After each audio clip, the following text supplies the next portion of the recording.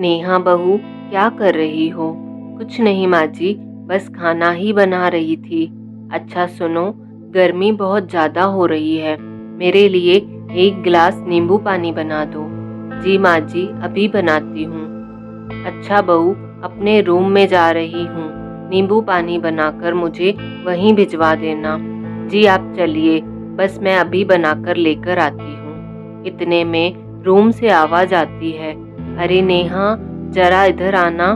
यह आवाज़ नेहा के पति अर्जुन की थी।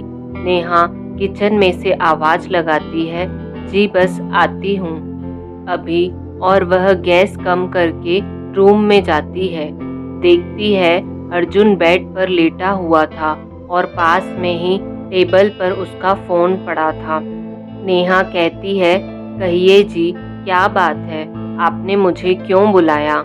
अर्जुन कहता है, अरे सुनो, वो मुझे ज़रा एक अर्जेंट कॉल करना था, ज़रा टेबल पर से फ़ोन उठाकर मुझे दे देना। नेहा कहती है, अर्जुन, आप भी कमाल करते हैं, बस आपने सिर्फ इतनी सी चीज़ के लिए मुझे आवाज़ लगाई।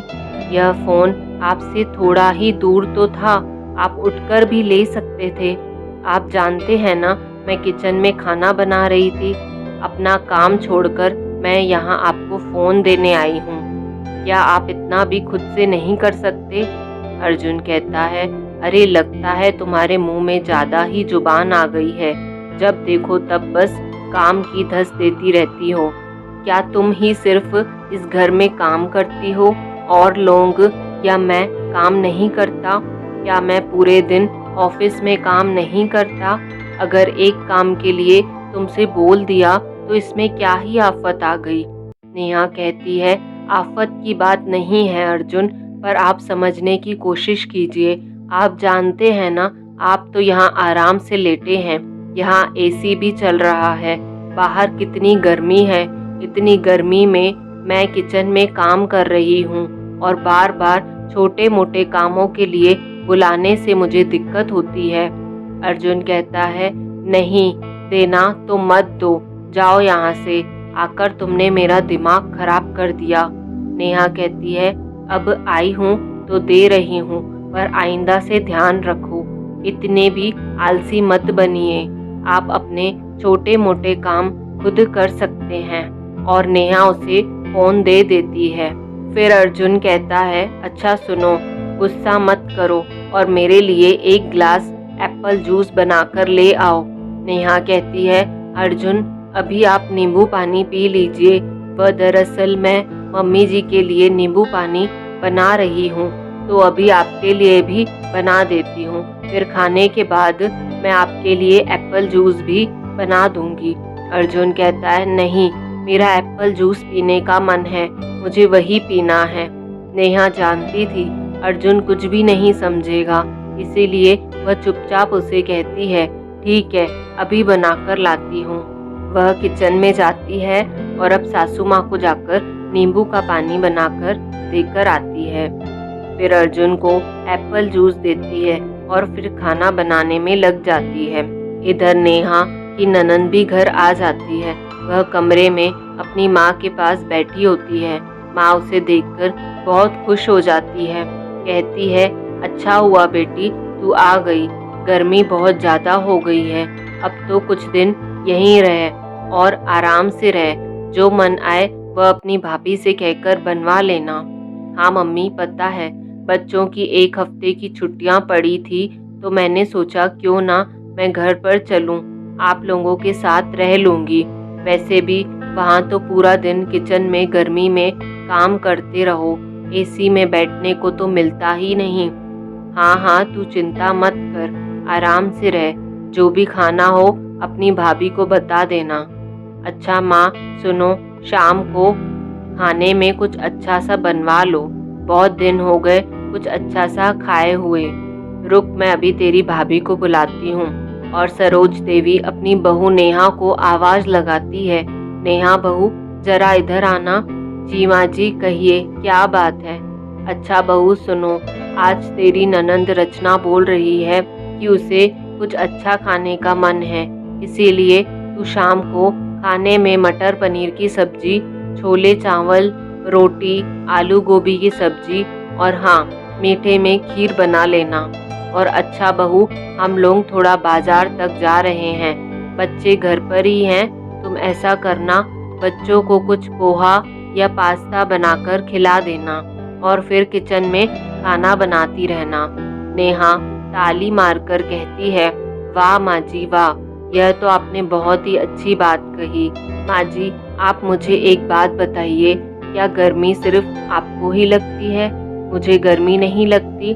आप लोग कमरे से बाहर नहीं निकलते, अब आप बाजार भी जा रहे हैं और बच्चों को मेरे साथ छोड़कर जा रहे हैं। आप कह रही हैं कि मैं बच्चों को खाना बनाकर खिला दूं, उसके बाद इतनी लंबी चौड़ी जो आपने खाने की लिस्ट बनाई है, आपके आने तक मैं वह भी बना लूं।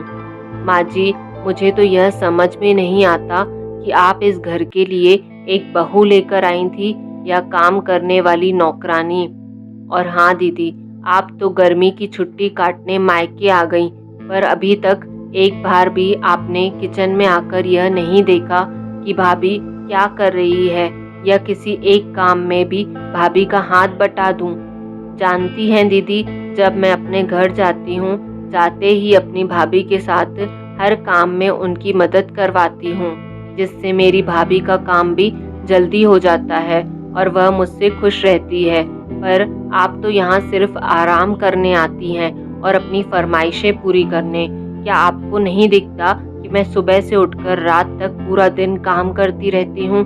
कभी किसी से कोई शिकायत नहीं करती कि आपको कोई परेशानी ना हो, पर आप लोग तो समझते ही नहीं। गर्मी सिर्फ आपके लिए है क्या, मेरे लिए नहीं? क्या आपने कभी नहीं सोचा कि मैं जाकर फटाफट अपनी भाभी का हाथ बटवा दूं और उनका काम भी जल्दी ख़त्म करवा दूं, ताकि मैं भी आराम से एसी में बैठ सकूं? क्या मेरा मन नहीं करता एसी में बैठने का? पर मुझे इतना वक्त ही नहीं मिलता। और माँ जी, आपको तो अपनी बेटी की फरमाइश तो दिख गई, पर आपको कभी अपनी बहू पर तरस नहीं आया? आपके बेटे भी छोटे छोटे कामों के लिए मुझे परेशान करते हैं। आप लोगों को इतनी गंदी आदत लगी हुई है कि आप अपने छोटे छोटे काम भी खुद नहीं कर सकते। हर छोटे से छोटे काम के लिए मुझे आवाज़ लगाते हैं। लेकिन माँ जी, मैं बहू हूँ तो मेरा फ़र्ज़ है करने का। आज मुझे बहुत गुस्सा आ गया तो मैंने बोल दिया। अगर कुछ गलत बोला हो तो मुझे माफ़ कर दीजिएगा। और हाँ, आप लोग जाइए बाज़ार, मैं आपकी लंबी चौड़ी लिस्ट का खाना बनाने की तैयारी करती हूँ। इतना बोलते हुए नेहा रसोई में चली जाती है। कुछ देर सोचने के बाद सरोज देवी रचना से कहती है, अच्छा सुन रचना, वो मैं क्या सोच रही थी कि हम बाजार फिर कभी चलते हैं। ऐसा कर तू किचन में जाकर नेहा की कुछ मदद कर दे, उसका भी काम जल्दी हो जाएगा और फिर हम लोग तीनों साथ में बाजार चलेंगे। रचना भी सारी बात समझ जाती है और फिर मुस्कुराती हुई चाय के कप उठाकर नेहा का हाथ बटाने किचन में चली जाती है। तो दोस्तों, यह थी आज की कहानी। अगर आपने यह पूरी कहानी सुनी हो तो इस बात पर ज़रूर ध्यान देना कि घर में गर्मी सभी को लगती है। ऐसा नहीं है कि बहू को गर्मी नहीं लगती। अपने आराम के साथ साथ हमें बहू के लिए भी सोचना चाहिए। तो दोस्तों, आज की कहानी आपको कैसी लगी, प्लीज़ कमेंट करके ज़रूर बताइएगा। प्लीज़ वीडियो को लाइक करें और मेरे चैनल पर नए हों तो चैनल को सब्सक्राइब ज़रूर से करें। मिलते हैं जल्दी अगली कहानी के साथ। तब तक के लिए आपसे विदा लेते हैं दोस्तों। धन्यवाद।